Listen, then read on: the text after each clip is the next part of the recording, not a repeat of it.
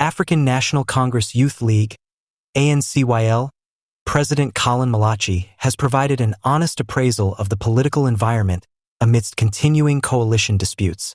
Before we continue, please kindly hit on the subscribe button.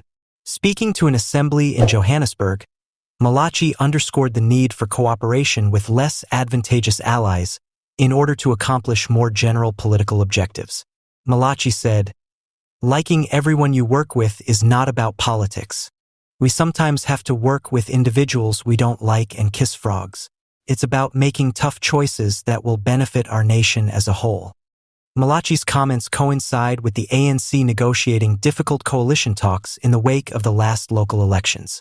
The party has had considerable difficulties in assembling lasting coalitions, sometimes ending up in partnerships with improbable and ideologically opposed parties. In his remarks, the ANCYL president emphasized the need for a pragmatic approach in coalition politics and acknowledged that, sometimes, practical administration must take precedence over ideological purity. "We cannot afford to be purists when the people are looking to us for leadership and solutions," Malatji said. "Effective governance sometimes entails making concessions and cooperating with those who have different opinions than ourselves."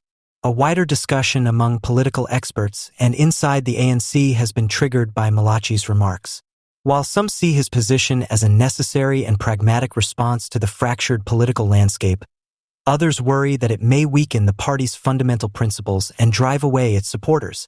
The hard reality of coalition politics are reflected in Collen Malatji's candor, according to political expert Thandi Makona. His admission that not every partner is perfect highlights how difficult it is to create effective administrations in a politically divided environment. Malatji's speech highlights a crucial belief held by the ANC as it proceeds with its coalition talks. Governing is a difficult task that often necessitates partnerships that push boundaries both politically and personally. Once again, the final party lists that were presented to Parliament have resulted in significant changes for a number of former prominent members of Parliament, MPs. They are currently employed as provincial officials. This reorganization highlights the strategic realignment of their respective parties. One of the most noteworthy changes is the return of Collen Maine, the former president of the African National Congress Youth League, ANCYL, to public service.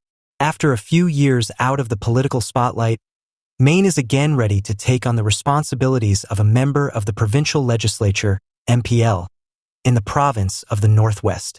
The ANC is attempting to capitalize on his knowledge and influence in the area with this effort.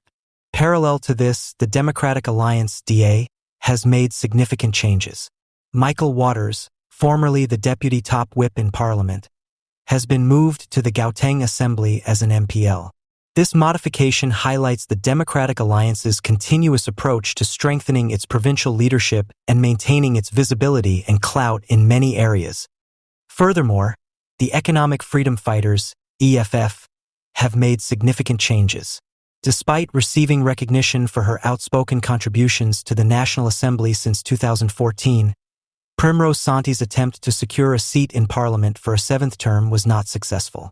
Instead, she has been sent to the Northwest Province Assembly, where her involvement in the Marikana miners' strike initially brought her notoriety. The fact that Sonti will be joining 6 other EFF MPLs in the Northwest shows how committed the party is to bolstering its local representation. These transfers reflect a broader pattern among the major political parties in South Africa, which seems to be reassigning experienced politicians to posts at the province level in an effort to fortify party structures and regional government. As these former MPs adjust to their new responsibilities, it is unclear how their presence would impact local politics and government.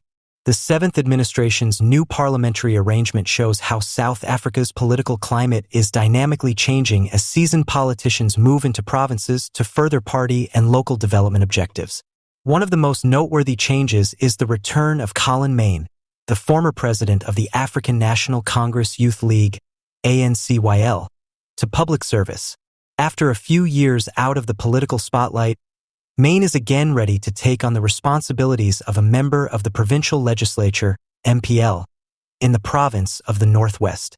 The ANC is attempting to capitalize on his knowledge and influence in the area with this effort.